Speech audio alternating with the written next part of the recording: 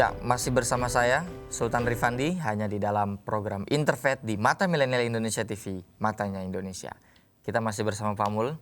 Tadi Pak Mulyadi sempat spoiler nih, sempat ngasih kabar. Sebenarnya perjuangan Konghucu ini tidak mudah di Indonesia. Bahkan perkawinan tidak diakui, kemudian pendidikan juga tidak diakui juga gitu ya, dilarang juga. KTP.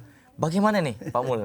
Bisa diceritakan struggle-nya sampai pada akhirnya sekarang diakui sebagai agama yang resmi di Indonesia, Pak Mul? Baik, sebetulnya di negara kita ini di Indonesia ya, kami pikir tidak ada agama yang diakui dan tidak diakui sebetulnya ya. Yang ada adalah negara menjamin kebebasan penduduk menganut agama atau kepercayaannya dan beribadah sesuai dengan agama dan kepercayaan itu. Artinya sifatnya administratif. Betul. Kalau agama itu sudah ada ya, sudah ada dari lama berdasarkan ya, Undang-Undang Dasar tahun 1945 pasal 29. Nah, bagaimana eksistensi Konghucu di Indonesia secara legalitas undang-undang itu sudah ada di dalam Perpres nomor 1 tahun 1965. Nah, di sana memang tidak disebutkan sih ya agama itu diakui tidak diakui.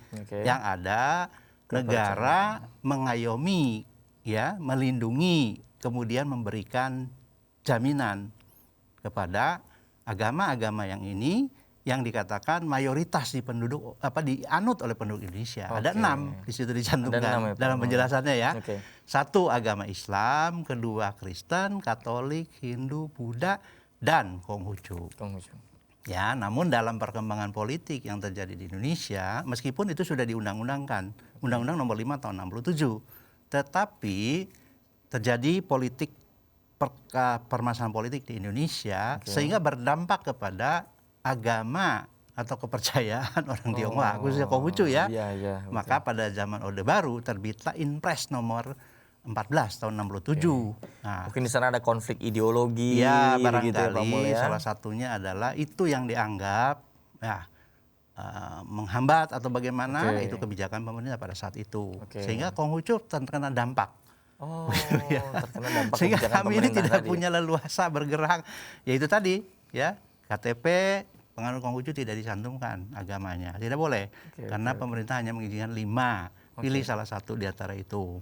Ya kan? Perkawinan kami pasangan Konghucu juga tidak dicatatkan oleh catatan sipil. Pendidikan di sekolah juga tidak diberikan. Tidak ada pendidikan agama Konghucu. Sampai ada perubahan-perubahan. Nah, Gus Dur lah yang kami anggap salah satu presiden Republik Indonesia yang mencabut Inpres tersebut. Mengembalikan hak-hak sipil umat Konghucu. Artinya di zaman Pak Gus Dur sebagai Presiden Indonesia barulah Konghucu mulai dikembalikan hak-haknya begitu, meskipun ada proses ya sampai ada Ibu Megawati yang menetapkan Imlek sebagai hari libur nasional. Imlek sebagai salah satu juga hari raya kami ya bagi umat Konghucu, meskipun dirayakan oleh siapapun memang ya. Tapi bagi kami Imlek adalah merupakan hari raya keagamaan karena di sana kami juga melakukan ritual seperti itu, persembahyangan pada saat itu. Begitu. Ya, artinya memang tidak mudah ya perjuangan. Tidak mudah.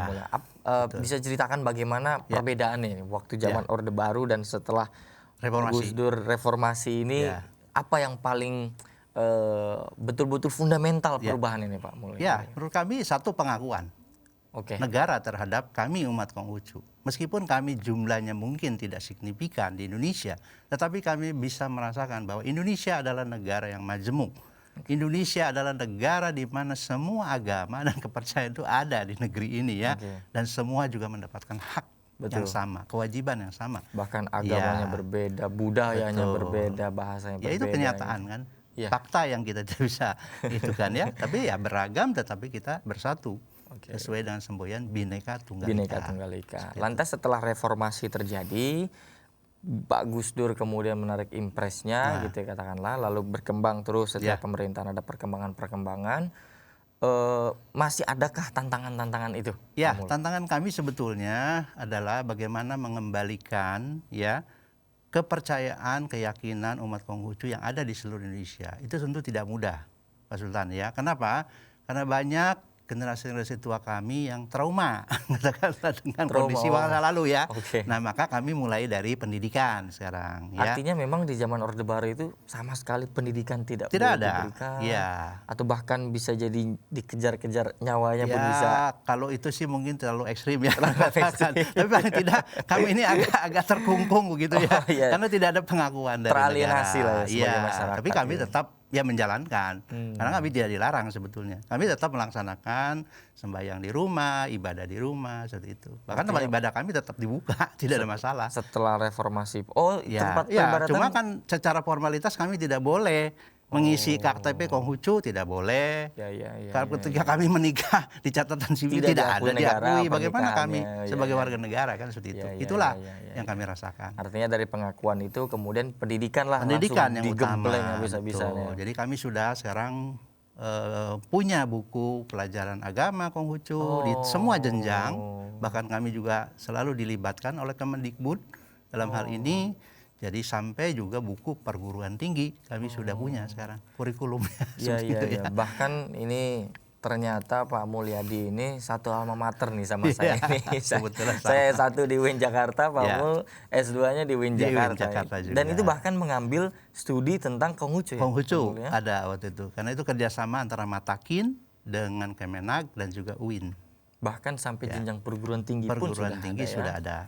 Ini salah satu perkembangan yang luar Ya, biasa. Sekalipun tidak bisa dipungkiri bahwa perbedaan mayoritas minoritas itu Ya. punya tantangan-tantangan tersendiri ya Pak Mul ya. Ya. Bagaimana tuh kira-kira itu, Ya, Pak? kami sih tidak merasa kami ini minoritas sebenarnya. Oh, oke. Karena saudara-saudara kami banyak ya. Iya, Bahkan boleh dikatakan para tokoh-tokoh agama ya seperti Gus Dur tadi ya, kemudian juga dari agama lain, Kristen, Katolik, Hindu, Buddha, semua itu juga memberikan dukungan kepada kami. Jadi kami selalu bekerja sama secara kelembagaan gitu. Artinya ya sekalipun jumlahnya tidak signifikan Ya. dari yang kata Pak Mul, kemudian ia tidak merasa minoritas ya. Ya, Gitu justru ya, kami merasa bangga dan bahagia ya sebagai warga negara di Indonesia gitu. Iya, iya, iya. Nah, artinya tadi sudah dikatakan ya begitu banyak sekali perjuangan-perjuangan yang dijalankan, Ya. yang dilalui oleh Pak Mul, dan kita perlu mengetahui sebenarnya di antara mayoritas penduduk kita yang majemuk, begitu banyak perbedaan, apa sebenarnya pelajaran atau ajaran dari Konghucu Ya. ini, dasar-dasar ajarannya seperti apa yang bisa kita sama-sama pelajari. Baik.